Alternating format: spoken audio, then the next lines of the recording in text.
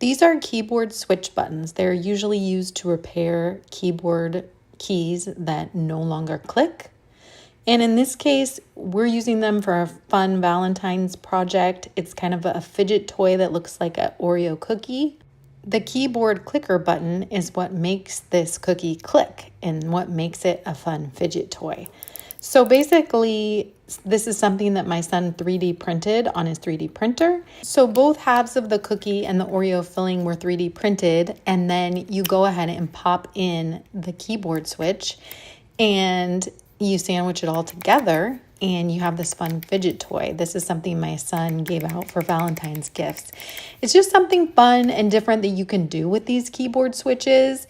You can find this Oreo project and other projects for free online, but the clickers are so fun and satisfying. It's a unique little gift and a simple way to use these keyboard clicker keys.